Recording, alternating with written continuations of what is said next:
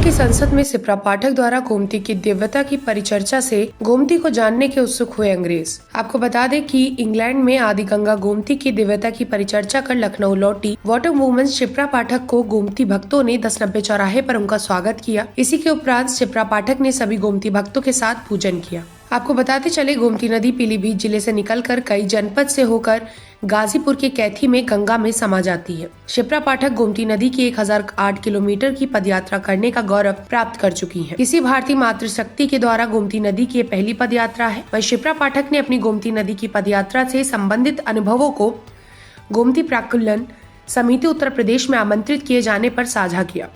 इस दौरान शिप्रा पाठक ने कहा, आदि गंगा गोमती का महत्व लखनऊ के लोगों को समझना चाहिए। उन्होंने कहा कि हर दायित्व सरकार का नहीं है, कुछ हम लोगों का भी है। उनके द्वारा ये भी कहा गया कि गोमती नदी के 1000 किलोमीटर लंबे किनारों पर अति प्राचीन शिवालय स्थापित है। उन्होंने कहा, जब मैंने इसकी चर्चा लंदन में की तो हर कोई यहाँ आकर दर्शन करने के लिए उत्सुक दिखा। ऐसे में जब 7 समंदर पार से हमारे देश की धरोहर को देखने कोई आए तो हमें उसे स्वच्छ रखने का प्रयास करना चाहिए। आप देख रहे हैं चेतना लहर न्यूज लखनऊ। आप लखनऊ आई हैं तो गोमती नदी को लेकर क्या विचारधारा है, क्या सोच है, किस तरह से काम कर? नर्मदे हर हर हर गोमती।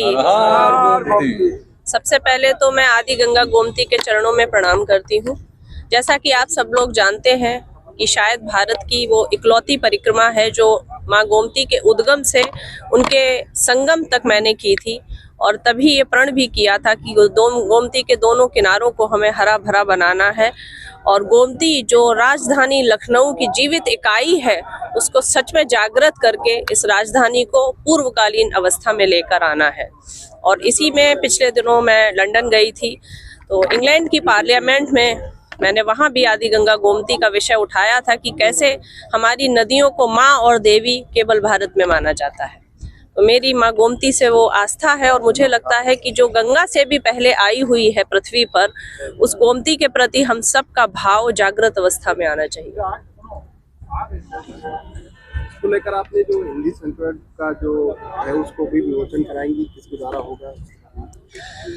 नहीं, अभी लंदन पार्लियामेंट में जब मैं गई थी बोलने, तो वहाँ की मेयर के द्वारा हमने महाकुंभ में जो हमारे पंचतत्व संस्था के कार्य थे, जिसमें हमने थैला, थाली और पौधों का वितरण 45 दिन कुंभ में रहकर किया था, उसकी एक बुकलेट तैयार की थी जिसका अंग्रेजी संस्मरण का विमोचन हमने लंदन की मेयर के द्वारा कराया। मेरा कारण शायद यही था, संकल्प यही था कि कुंभ एक आयोजन, एक इवेंट या एक उत्सव नहीं था जो एक पूर्णिमा से लेकर पूर्णिमा तक या शिवरात्रि के साथ ही पूर्ण हो जाए।